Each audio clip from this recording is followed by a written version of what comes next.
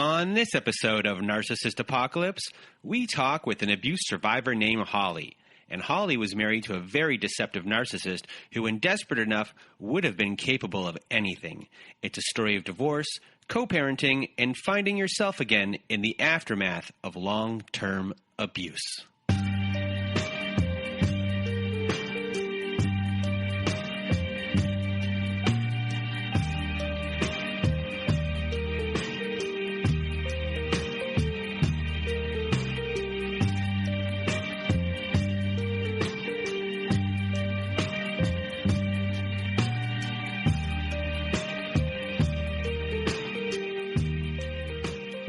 Welcome to Narcissist Apocalypse, a podcast that gives a voice to survivors of narcissistic abuse.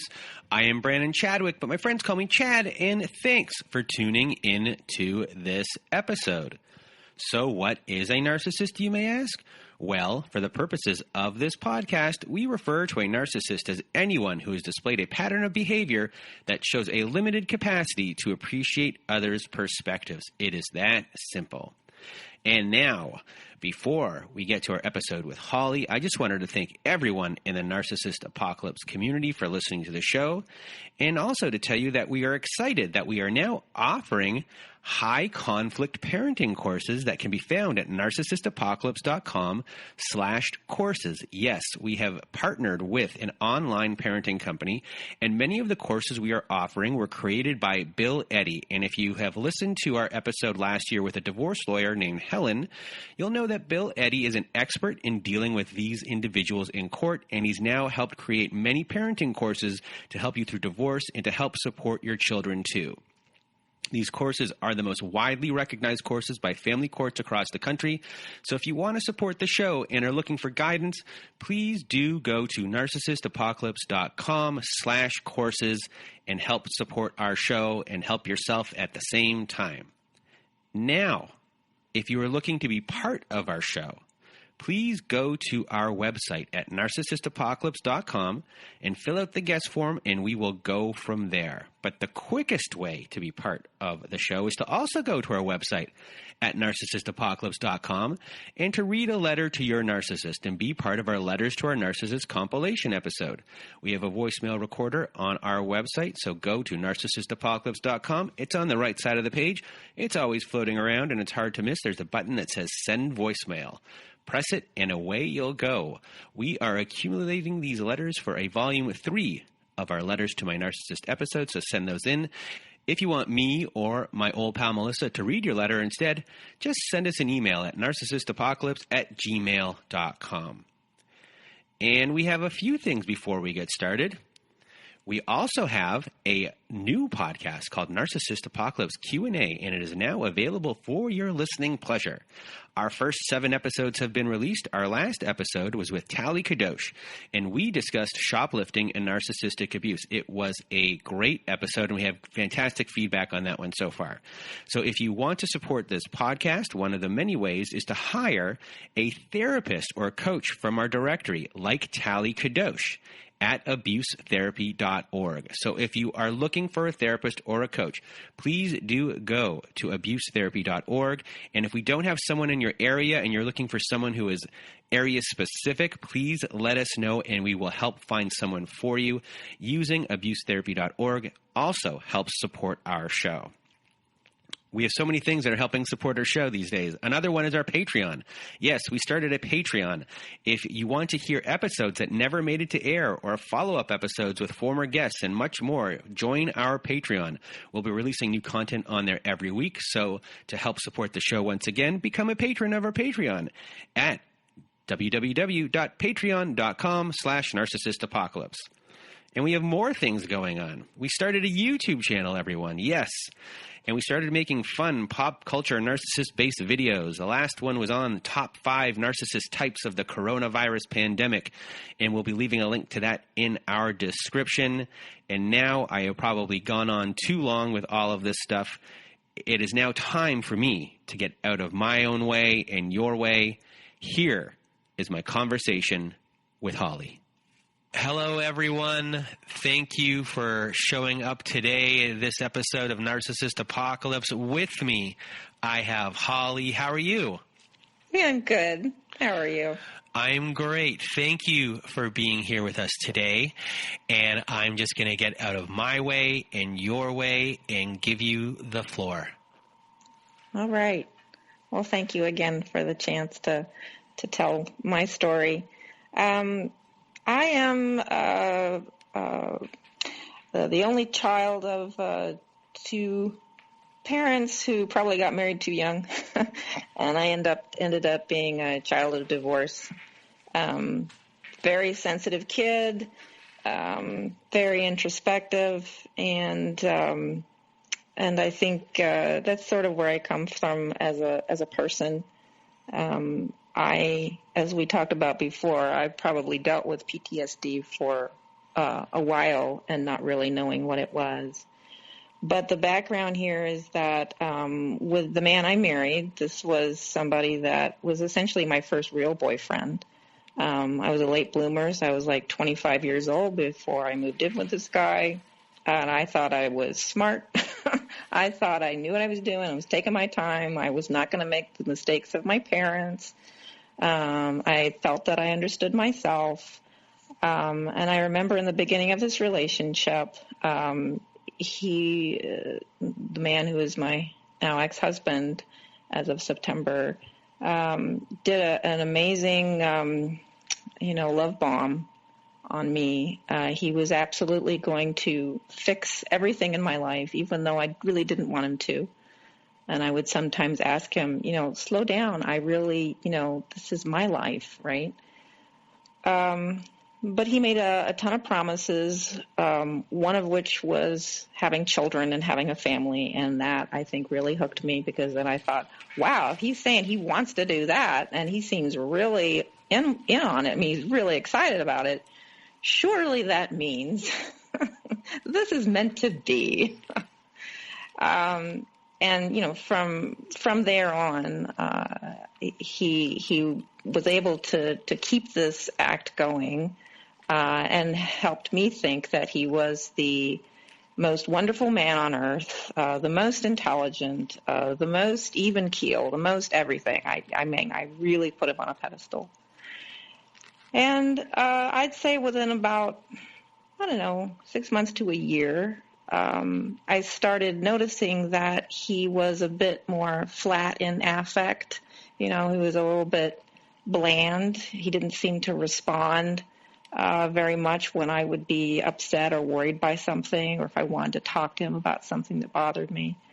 Over time, my being an open book, sharing with him all my worries, fears, excitements, dreams, ambitions, embarrassing moments. I mean, I was a complete open book. And over the years, he basically went from, being mildly, entertained to just totally ignoring me, not even looking at me when I would talk, not answering questions. We would have these conversations that were totally one-sided, because I would say something and wait for him to have something to say, and nothing would happen. And, in a normal conversation, you think that means keep talking. Well, that's not what it meant. It meant he is not there. He's not listening. And I think over time, that really took a toll on me.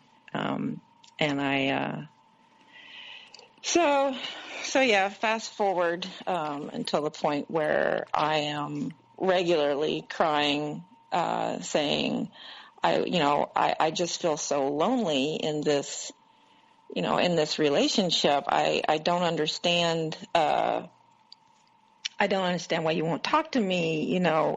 Are you depressed? Like, is there something bothering you? Do you want us to change our life, move somewhere else, do a different job? What is it? And always, I kind of got this brush off, like I was an idiot and I was incompetent, which, these are themes that got bigger and bigger themes in our marriage, that I was, when he would call me lazy, I was self-absorbed. He'd make these motions with his finger going around the circumference of his head while he's saying choo-choo, meaning I am, I think the world revolves around me.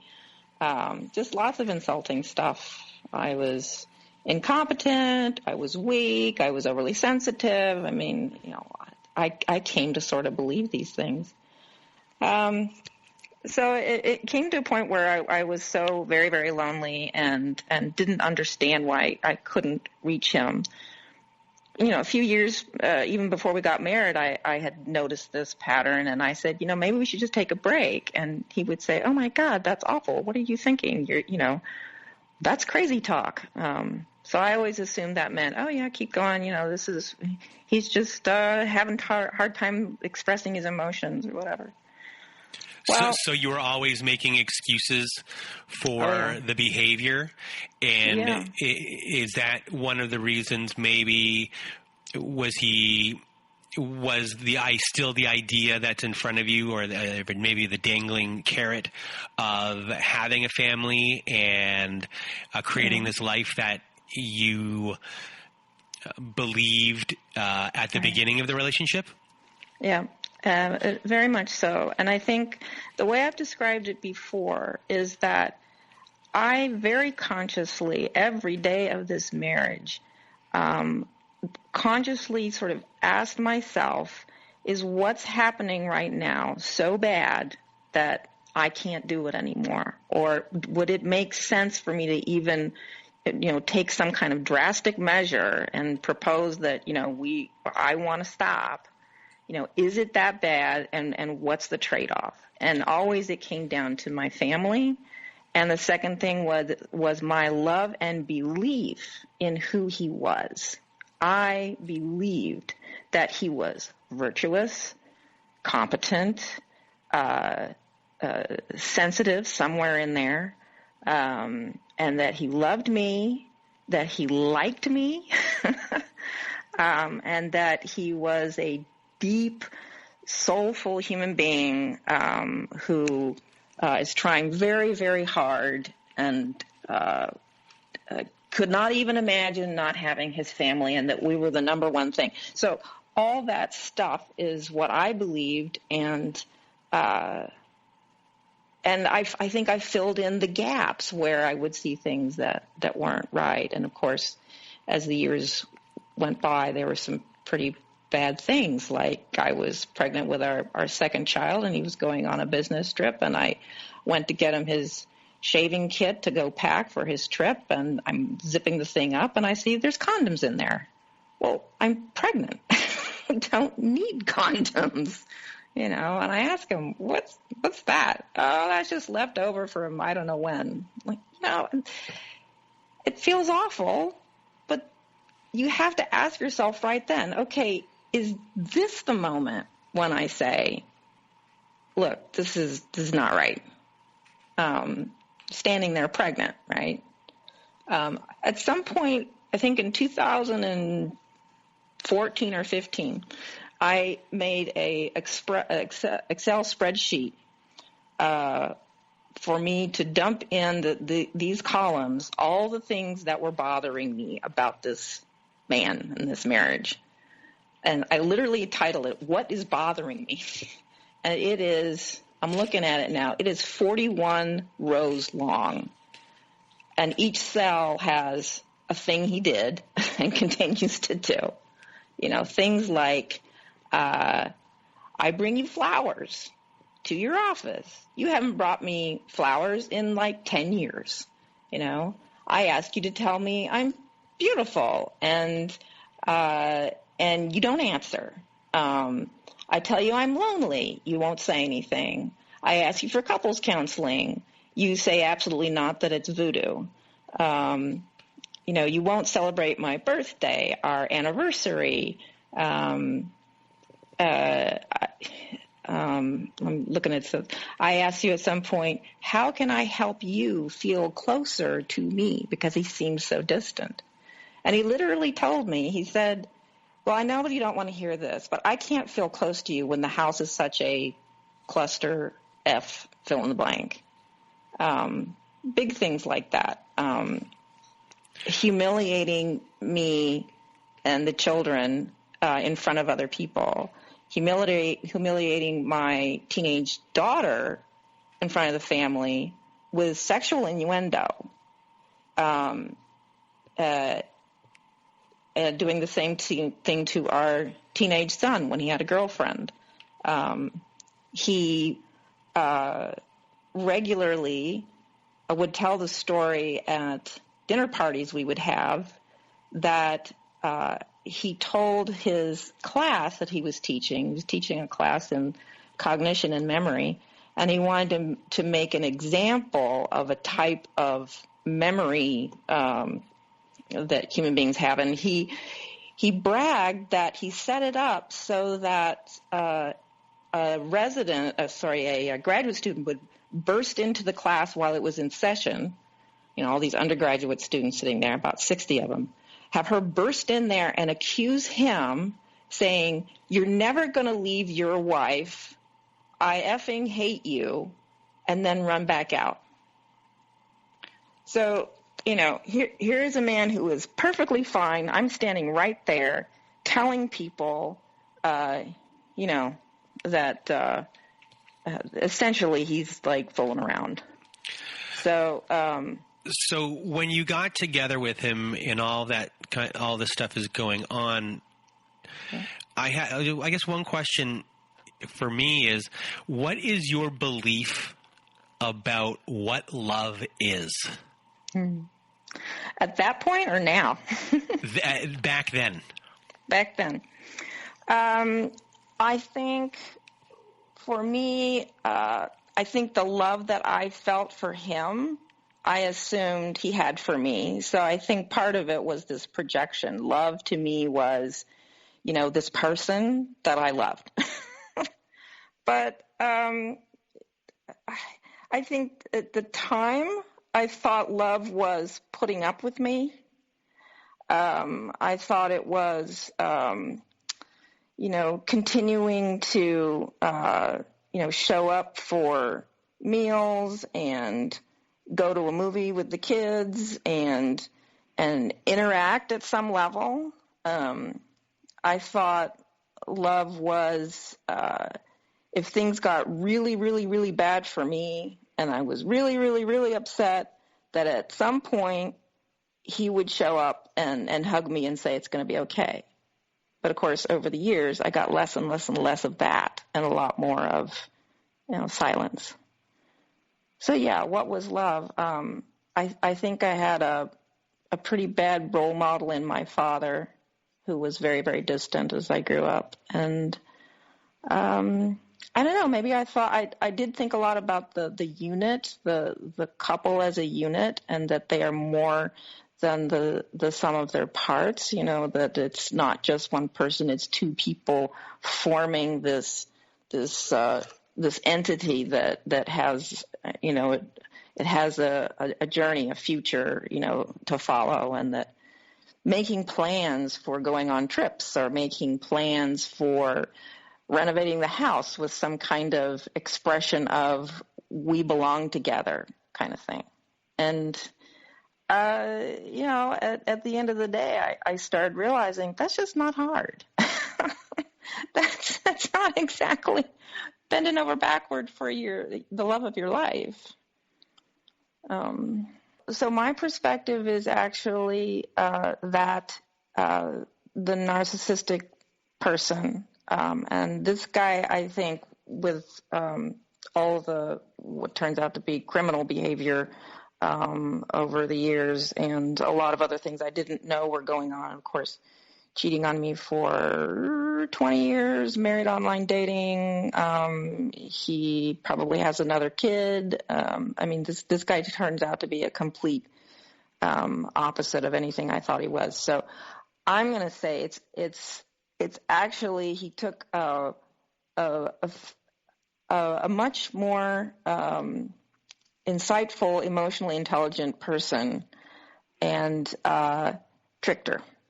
Essentially, I think really, I remember in the beginning, I was very reticent. It took me 4 months to at the end of the date, let him kiss me. I just was wanting to go slowly.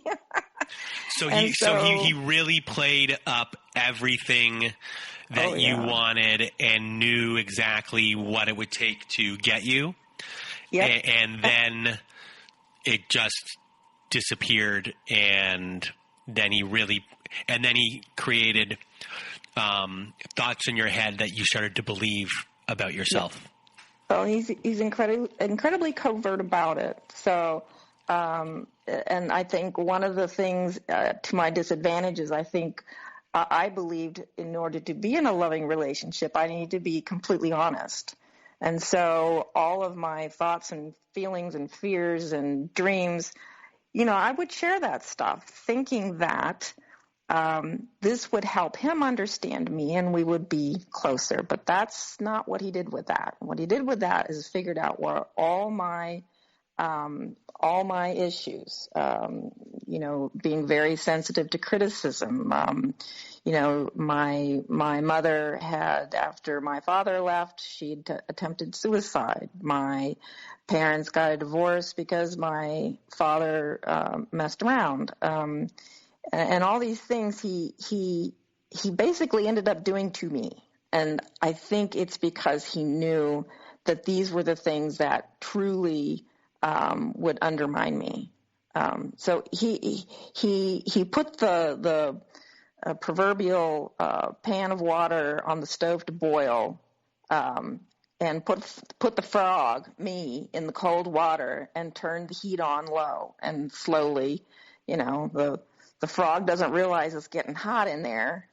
And by the time the frog figures it out, like I figured it out, things were pretty painful. And my goose is cooked, as it were. So I really think it was a masterful snow job, and masterfully knowing me and knowing what to do to. You gave him a blueprint, and then he took that blueprint, and he did his worst. He did his worst, and the thing is, I think he does it to everybody. So the criminal behavior too. He defrauded the federal government, and there's an entire life that he lived that I did not know he had. This is a guy that probably had so much extramarital sex. This is a man I was faithful to for 25 years. But he was the exact opposite and could explain anything. And I think my children and I both felt like if we didn't go along with whatever he had to say, he would criticize and insult us, and we would feel like we were the idiots, and so we might as well, pull ourselves together so that doesn't happen. So he can be incredibly malevolent, mean, insulting, and cruel. So I mean, I think part of the story I really wanted to tell here is actually how it got out. Okay. And I don't know when I wrote this down and thought about it, I realized that there were several parts to it. And part one is me waking up slowly, realizing what kind of situation I was in, what kind of marriage I was in. And part two was a couple of turning points for me when I just, something clicked for me. And then part three was I realized I needed to get a plan. I needed to get him out of the house, and I needed to start getting my resources together to get a divorce. And then telling him to get out, and then leaving because he wouldn't leave, and protecting myself and building my future. So these are all parts of this, the odyssey over the last 4 years for me. So I've described a little bit about the waking up point, making a list of the things that were hurting me and looking at it on paper and saying, oh, my God, that's pretty bad. I started getting horrible panic attacks somewhere in the middle of this, so I took myself to the therapist and the psychiatrist, and I said, if all I'm able to do is to fix myself so I can fix the marriage, then that's good enough. But of course, going to therapy really opened my eyes. I worked really hard on the marriage, all those things that people tell you to do to keep your marriage alive, like make date nights happen and plan parties and do things to do things together. But and the more I did, the turning point for me was that the more I did, the healthier I got, the fewer panic attacks I had. He got worse. He got more distant and critical and insulting. Not just me, but started really laying into the kids, calling us names, all the things I talked about. Sexually, things got a lot worse and a lot more, I would say, abusive. The day that he, I think one of the big turning points was that he told me that he gotten caught at work forging a document. I was very frightened by that and listened to him, and then thought about it later and started worrying that, he may be feeling as frightened as I am about this. He may be feeling guilt-ridden and ashamed or wondering whether I would stand by him. So with that thought in my head, I pulled myself together, went to his office to tell him, I'm going to stand by you. I don't like this, but, we're going to weather this together. And at some point I started to cry to say that I loved him. And he laughed at me and asked, how would I feel about moving to Singapore or Brazil? So to me, that said right there, that was a turning point. It was like, wait a minute. He's laughing at me while I'm laying myself out and saying I am willing, to go through this absolute hell because you decided to do something essentially criminal. So I started getting my resources together. I knew at the very least I need to get a lawyer because I don't know where this is going. So I did. I had consultations with several lawyers. I did what they tell women who are looking to possibly get a divorce, what you should do. I followed the steps. I did my research. I started going through all the bills and the paperwork in the house for receipts. And instead of receipts, I found this porno folder of all those other women and their genitalia and cards that they gave them and underwear and just all this stuff. I also found that he doubled the life insurance on me to $100,000. Not him, just me. So then it's starting to get a little creepy. Yeah. Now here's the thing. When I tell people even just that part, most people don't even believe me. They look at me like this is a little too outrageous, right? Furthermore, everybody looks at him that we know, that looks at him, people that I know, and they think from his outside that he looks like such an affable, normal, sensitive human being. But all of my experience now is telling me it is a masterful mask. It is he is willing to hurt people. He's okay with it, and he's good at it, and he's good at getting away with things. He's even said that before. Whatever I can get away with. Somebody else is fished in, he would say. When he would do something that someone didn't know that he had done, he would say, fished in. So it sounds you were going to be going to Singapore, but you wouldn't have been coming back. Yeah, exactly. Well, here's the really scary part, is that when I found the paper where he had doubled the life insurance on me, this was right before we were going on a trip to France. So here I was going to be out of the country with this man, nobody else that I know around me, essentially alone. I have thought a few times in the past that may have been the moment when he was going to see that I have an accident. Mm-hmm. Seriously. He's also done a lot of things since I left the house, like he sends threatening mail, anonymous mail. He gets into my apartment with by following the kids into my apartment. He's a little crazy. But I want to tell the story of getting out of this because people have to understand that this kind of person will not cooperate with you. They're going to be as hard-ass and as smart and as cruel as they possibly can, whatever it takes to get you where they want you and get what they want out of you. So here we are. I found all this out, all this pornographic, and he's been having an affair with a woman that he met 20 years ago. Okay, he probably has a kid because I can't even explain. But anyway, so I know all this. When he gets home from his business trip, I said, "You and me got to go to the park because we need to have a talk." I sat down there on the park bench next to him, and I said, "I understand that you are probably in love with somebody else. That's fine, but I have a right to a life and someone who actually loves me, and I have a right to get the kids a father figure who will not torture them the way you do. So I'm going to give you 3 hours. You give me 3 hours, and you get your stuff. I'm going to take the kids on a little field trip. You get your stuff. You get out of the house, and I'll be back at 4 o'clock." How old are the kids at this time?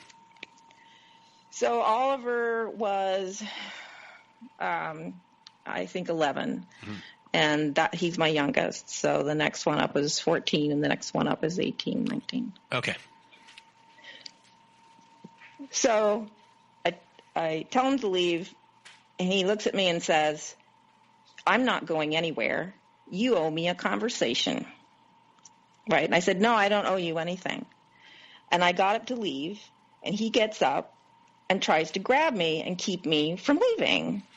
That scares the hell out of me. I'm crying. I'm trying to get away from him. He's chasing me through the park at this point. Other people around us, joggers and whatnot, are kind of looking at us like, "What the heck's wrong with you?" Finally, he takes off, goes back to the house. When I get to the house, he's going around the house with a big contractor's bag, going through filing cabinets upstairs and the cedar closet where we store stuff. He pulled out 5 contractor's bags worth of stuff. I didn't even look. I was in such a, fog, totally sidelined that he would dare to say he's not going anywhere, and suddenly trying to figure out, well, what am I going to do? He's 6 feet tall. How do I get him out of his house? Right? So the punchline is I had to leave.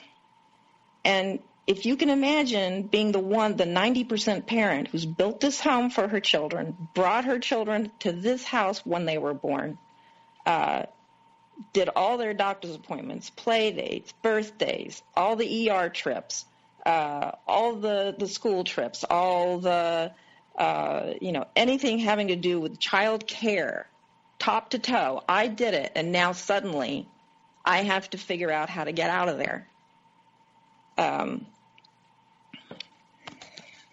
So I pulled a couple of friends together. I got myself a truck. He was on a business trip, and I told the kids that I've got an apartment for them. I mean, this couldn't be more painful. This was excruciating, and it was excruciating for them. It was horrendous.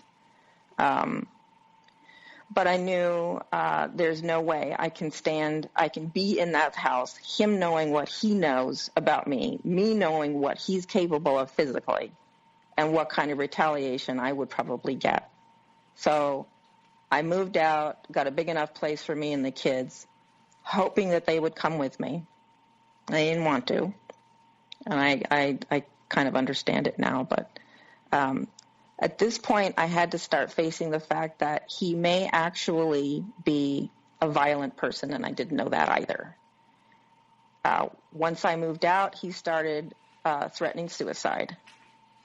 I got advice from women's crisis centers, that I need to protect myself because statistically, this is the most dangerous time in a woman's life when she's leaving a partner.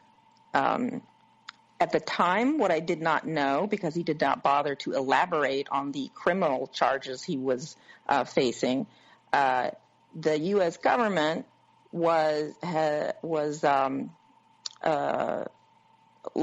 a $132,000 federal fine for his crimes. So knocking me off at that point and collecting the insurance would have been a really great idea for him. You know, that $100,000 would have gone real far to him paying off this darn fine, right? Mm-hmm. So I was a 3/4 time employee at the time. I was the 90% parent. I volunteered, took care of the kids, and I brought in money with my job. So now I needed to get myself full-time work, and right away. I needed to get insurance. I needed to get benefits. And I had to go on this campaign of every day adding a new job to my life, which is finding a job, interviewing anywhere I possibly could, and finding anyone who thought they knew of work. I had to relearn how to rebuild my finances. I hadn't done my own taxes in years. I had to plan for my future. And what I want to say is that I did it. It worked. It took me 3 years. But I made it out of there. And I think this is such an important thing for other people to know, is that if you just keep showing up one foot in front of the other, you know, you are going to collapse in a bundle of tears and emotion many, many times. But if you can just get up the next morning and take another step, you can get out. So another thing I've learned in this process is the value of the gray rock strategy, which is not replying to any communication from him that's not absolutely essential. So because he will find any way he can to engage me to try to say something that will make me feel scared or worried about him or worried about the kids, or anything to get me into conversation, to get me to see him once again as this, you know, virtuous, the smarter than me kind of person, to get me to be his another flying monkey, essentially, another person who acts like he's cat's pajamas. So, you know, getting to the end of the story where I am now, I got my divorce in September. He pushed me every which way. He has ignored every court order. He doesn't pay anything. You know, he does exactly what he wants. He tried to bully me into signing a second mortgage so he could pay his federal fine. But what he did was said, I just need you to close out this line of credit so that I can get my own loan, and it will be no risk to you at all. And well, it turns out he was trying to get me to sign a second mortgage. But the lies and the pushing and the bullying, they just don't stop. So you have to gray rock somebody like this, or they really will get you to do stupid things for love and for concern, for empathy, you know, having empathy for another person. I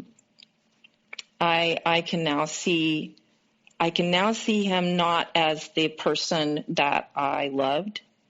I can now, when I think of or have an image of him in my head, it used to be I would feel such empathy and love and care and worry about him, that everything about him and his image in my mind seemed wonderful. But now I feel when I see that person in my mind, it's like the drapes were drawn and I'm looking straight into the face of a person who's okay with hurting me, hurting the kids, okay with defrauding the federal government, putting us potentially into, bankruptcy, having to leave our home and our lifestyle and go to a different neighborhood and different schools.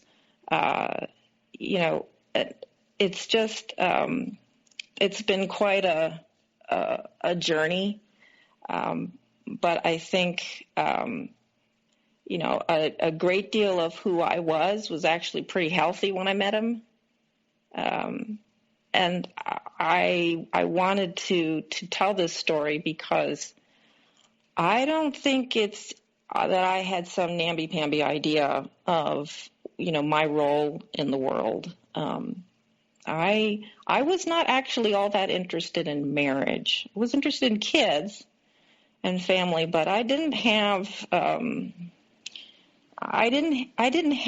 carry this baggage around until a few years after being in a relationship with him, because I think he's simply wired in a way that he's entitled to anything and everything. And what you want is completely irrelevant to him. If it happens to jive with something he wants to, yay, But for the most part, he does exactly what he wants to all the time, smiles and makes it smell good to other people. So sorry to interrupt. Your relationship now with your children, in the aftermath of this, from my understanding, based on your email, that there's parental alienation that has gone on, and they are on his side, and they don't believe anything that happened to you, even though that they were there and that they were treated poorly. They side with your dad, and they think that you are the crazy one. So how are you dealing with that? And I assume that you're working with your therapist or someone else on the emotions of that, and I guess putting your best foot forward, and I assume trying to prove everything that is being said about you wrong. Yeah. So I'm really glad you asked this question because, and when we talked earlier and you said, wow, you sound a lot better. There have been a number of turning points even in the last, 3 or 4 months that have helped me see that, that the alienation that I feel is not necessarily coming from my kids. And that, in fact, especially since I have teenagers and I have 2 teenage sons. And Can you explain that it's not coming from your kids? Yeah. So, what I feel like and have felt like, and what I was saying in that email is that, there's this long list of things that my ex-husband has done to my kids, and they know it. And I've been sort of the opposite.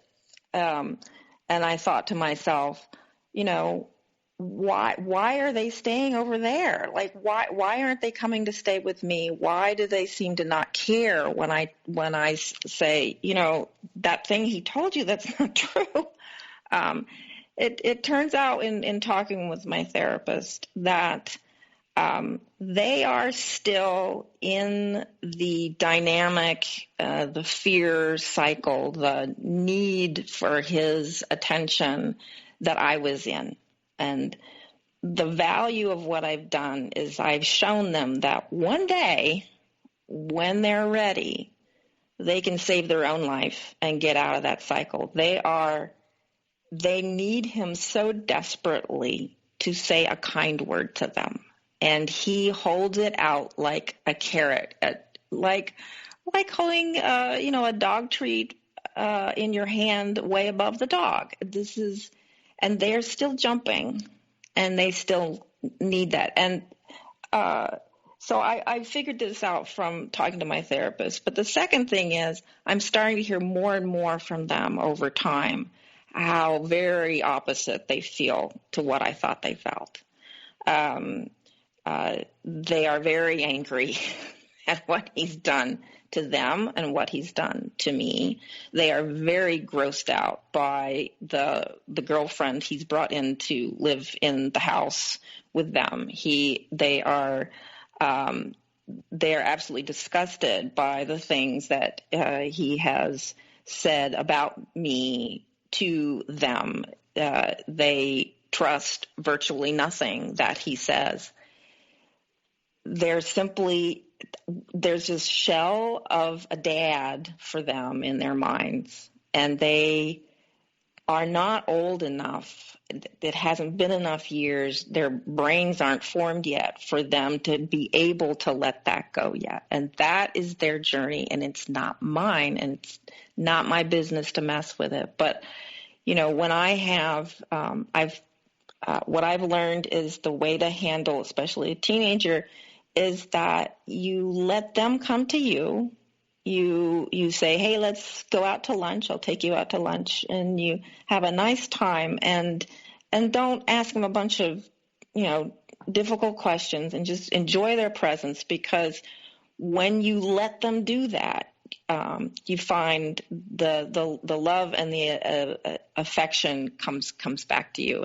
And what I've discovered is that I get so many more hugs and so much more affection and attention from them, and they do want to be with me, and it's increased over time. And I think, again, it's because they're little by little starting to be able to, conceptualize and look at the things that have been happening and get angry.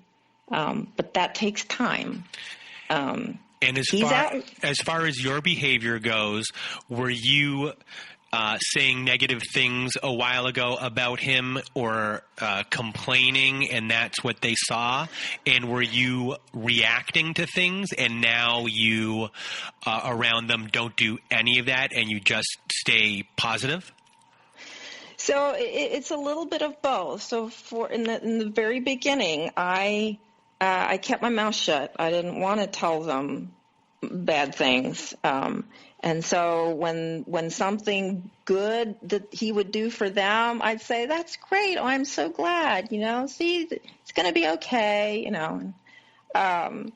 But then when they would say something that he had said to them about me that was a patent lie, it was apparent.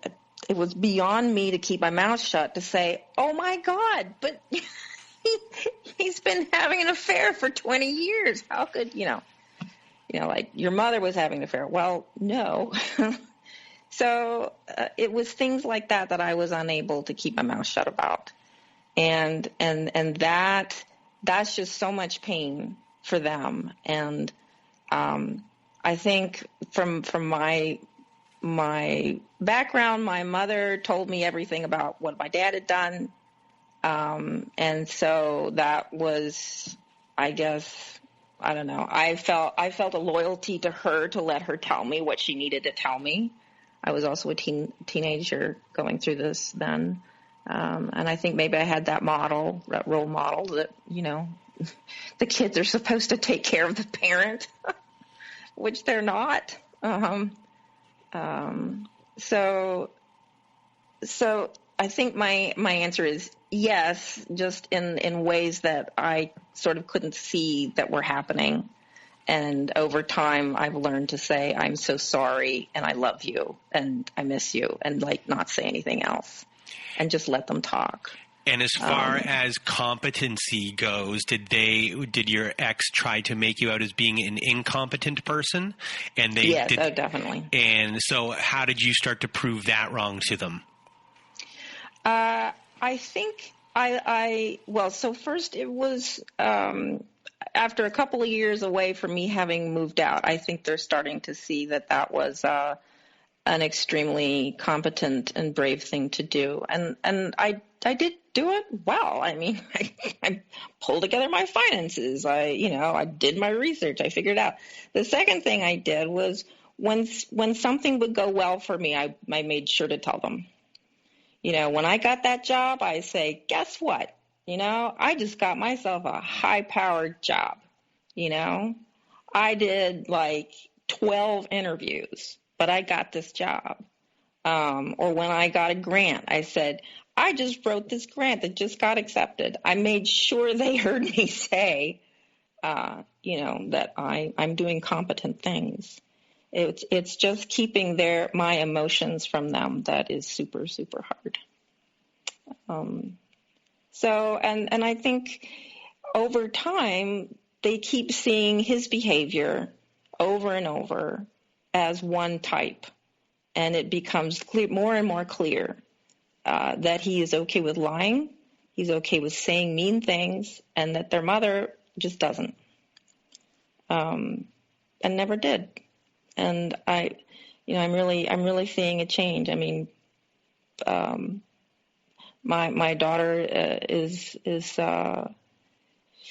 she actually said at some point she wanted me to go over a big thesis paper that she was writing for her graduate degree. And I said, well, why do you want me to do that? I don't know anything about, history and whatever. And she says, no, but you're my role model for research. I've always felt like, you were just so good at this and you've always helped me so much. I didn't know that. I didn't know she thought I was, this great research person. And so little by little, those things are coming out over time, that when they're young, they just can't, they just can't tell you, I guess, in the middle of all that pain. So what a lot of people don't know is that we spoke before, and, the person I'm speaking to now doesn't sound anything like the person I spoke to, I guess, maybe 2 months ago. Somewhere close to that. Close to that. And when I got off the phone with you, I said to myself, I'm like, I think this person is struggling with PTSD, and the way you're talking, I mean, it's night and day. The way you're talking, you were so quiet before. Oh, that's interesting. And very unsure that's interesting. of what you were saying. And to hear you today, I mean, everyone who's listening, I wish I recorded that in a way just so you could hear, because I was just like, it was like, today I'm speaking to a lion, and wow. And the last time I was speaking to a mouse. Yeah, I think you're right. So wow. What has happened in the last 2 months? First, where were you when I spoke to you originally? And what has happened in the last 2 months, or is this has happened in the last 2 months to get you to where you are right now? And is it something that goes up and comes down and you fluctuate? Or is this something, the new you going forward? Oh, that's an awesome question. So I do think it's for many people, it's important to remember that you're going to have these low points that because if through PTSD or depression or whatever, nothing looks like it could possibly work ever again. and the downturn can be just really dramatic.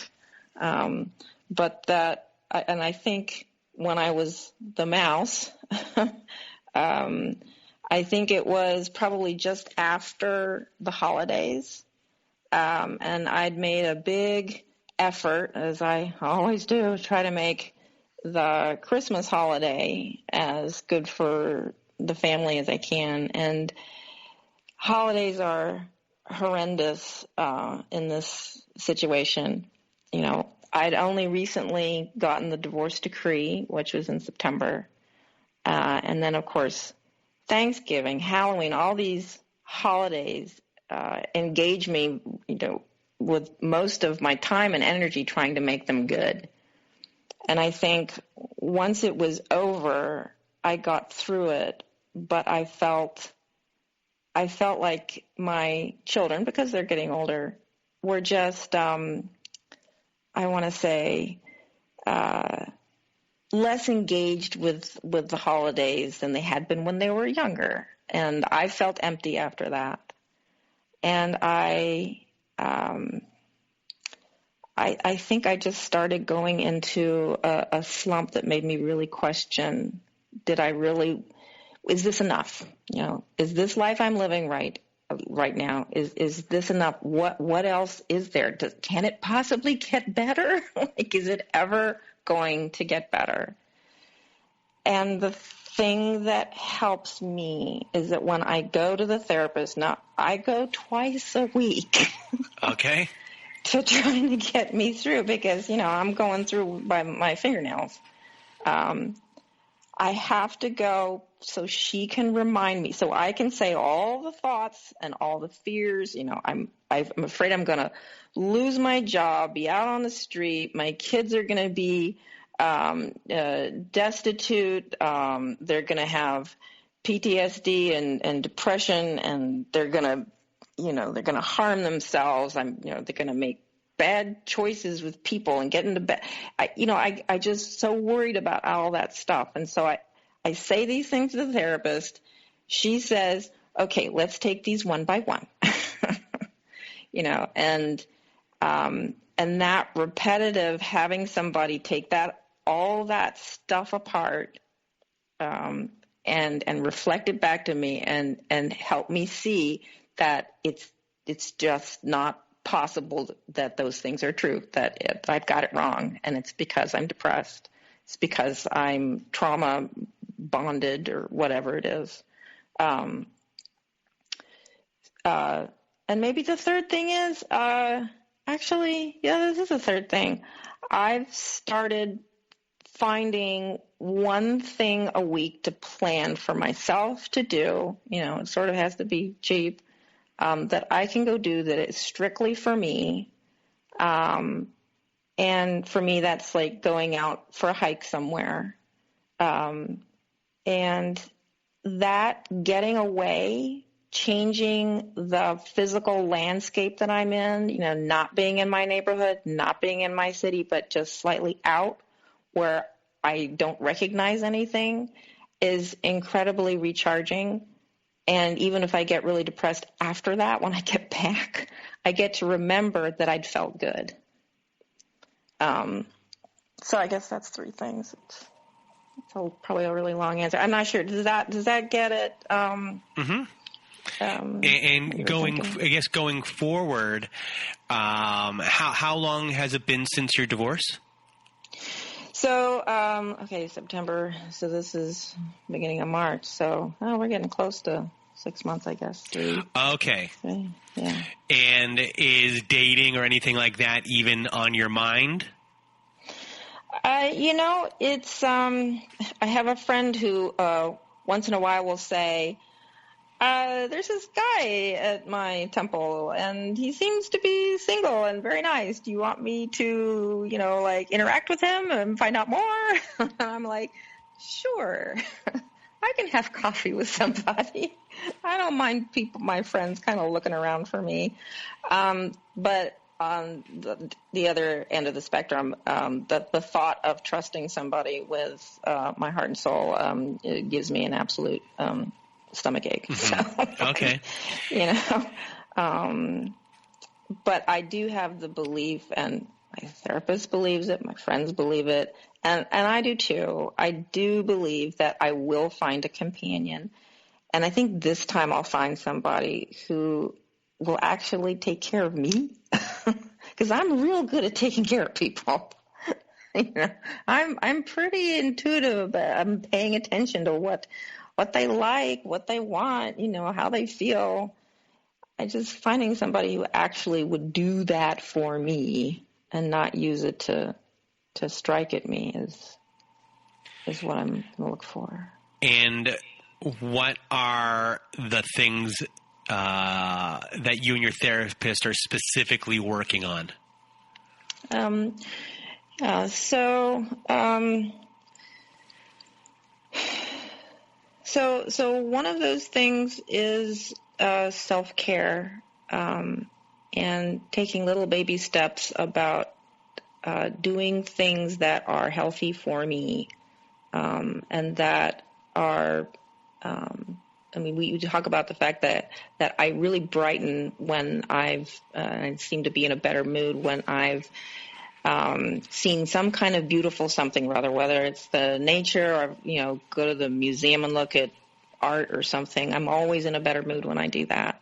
So we're trying to make sure that I plan those things into my week somehow, at least one.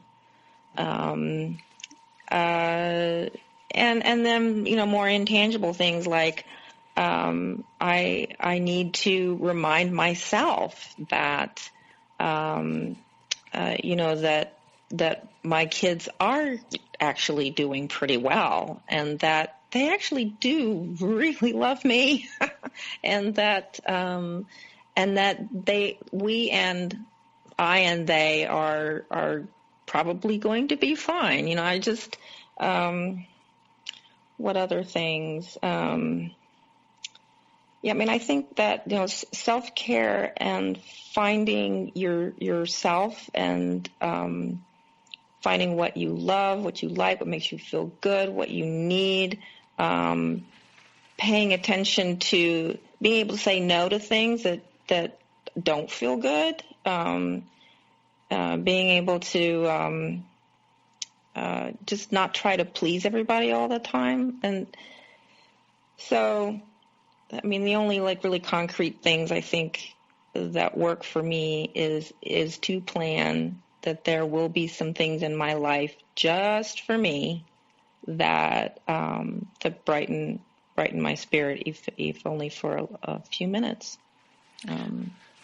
And I'm just going to do a backtrack for 1 second. Okay. The divorce process that you went through, what are some of the things that happened during the divorce that you were prepared for and weren't prepared for, and what you would do differently if you had to do it again? Right. Well, that's a really good question. The things I would do differently, besides getting the divorce a long time ago, no, that would have been one. I think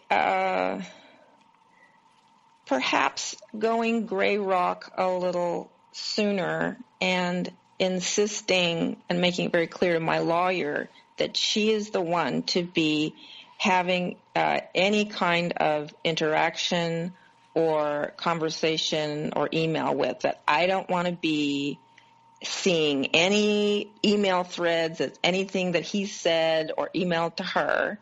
I don't want to see anything that his lawyer has said in email to her.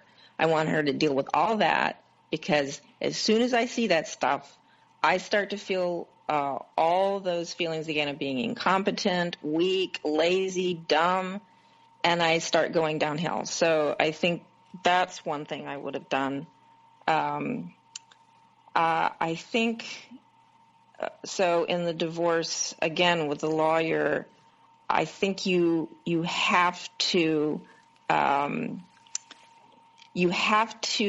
get them to explain everything to your satisfaction until you're really comfortable, because they kind of they get paid, to talk to you, but also they have lots of other clients, and they may not spend as much time with you explaining things and giving you a heads up. I'll give you an example.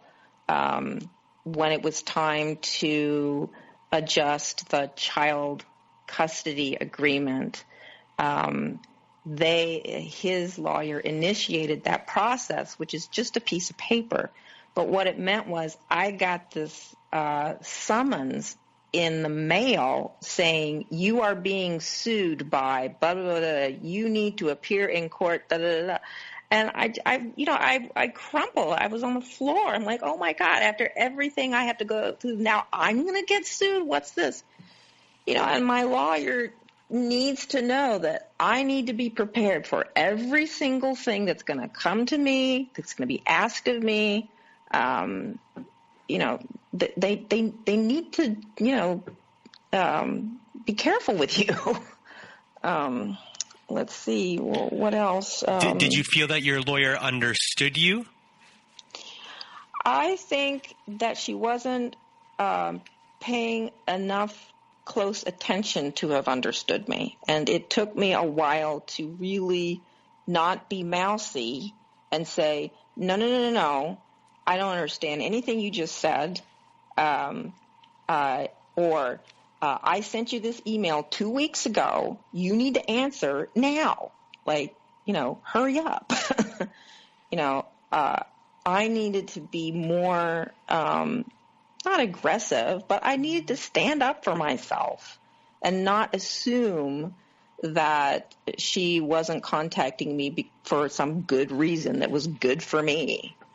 So I don't think she was paying enough attention to have understood what I was going through. So would you have selected a different lawyer if you had to do it again, or you would have just spoken up more and made things more concrete of what you expected, and that if it wasn't what you expected, then you would get someone new? Yeah. So in the end, yes, if I could have switched found a different lawyer, probably about 10 months ago, I wanted to do that, but I was, this was going to mean another big retainer to get somebody else.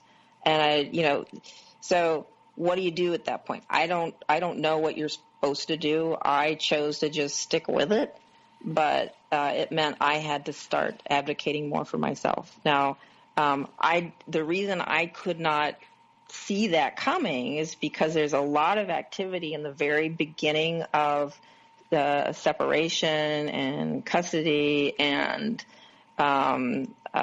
support settlements and things like that my lawyer seemed really good at and was very busy doing, and I heard from her a fair amount. I just was not prepared to suddenly be way on the back burner, and that being on the back burner was not good for me. She dropped a number of balls that were not good for me. Did your ex try to keep you in court longer, or did he want it to be over quickly because he was more concerned about money? Well, that's an interesting thing. In the very beginning, my lawyer said he's the most disengaged, husband in this kind of divorce proceedings and she's ever seen. But at the same time, so all the things that were court ordered, he tried to bully me into, saying, no, we don't have to do that. No, we don't need a custody order. No, we don't need a settlement or a child support, court-ordered child support. He pushed me very hard, and this is when I hadn't gone gray rock yet. He pushed me very hard to, that I was being unreasonable about going through this legal process. We should be able to handle this ourselves. And thank God I didn't listen, because he would have had me paying his $132,000 federal fine. And once you didn't listen to him, did he start to get engaged? Did he want extra stuff? And did he want to keep you in court? Because some people deal with high conflict people where they keep you in court because they just want you to feel financial pain. Yeah. Well, I think he basically set that up, and I didn't know he was going to do this, of course, but he has not paid his court-ordered the medical bills, for example. He's court-ordered to pay medical bills. I have paid the things that I was court-ordered to pay for the boys, and so I'm out of money, and he hasn't paid me back. And so now we have had to file a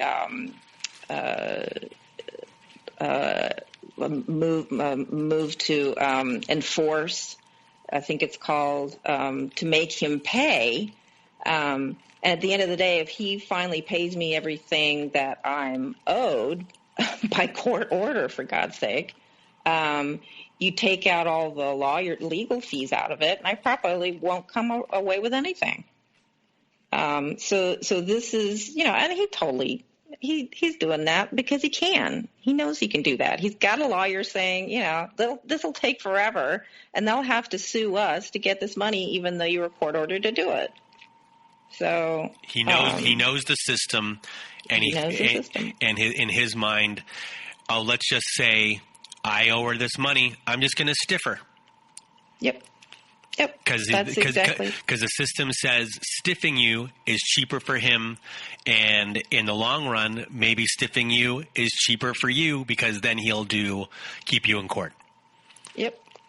That's exactly how that worked. Now, and if I were not able to have a lawyer,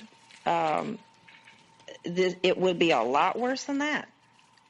Mm-hmm. So because I wouldn't have anything. So yeah, that's absolutely. And then this whole, he's tried to bully me into signing a second mortgage. He told me that the feds could seize our house if I didn't sign these loan agreements so that he could pay his fine. Well, he had an entire year to pay his fine. He just didn't do it. And so that's about when I started pushing back really hard. And I said, then give me the phone number of the contact in the U.S. attorney who told you they're going to take the house. I want to ask directly if that's true.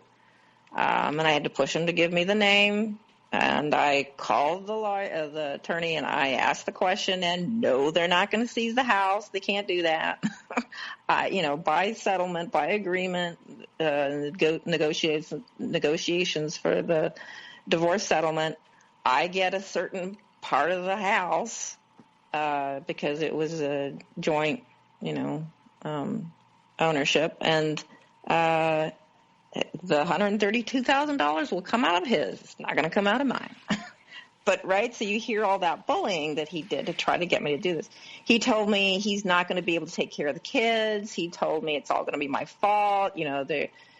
It's my fault that they have to sell the house in the first place. I mean, everything that he does tries to twist me in knots about the kids and how selfish I am for, essentially saving my life, but how selfish I am. When I went to the settlement hearing, that's another whole interesting thing.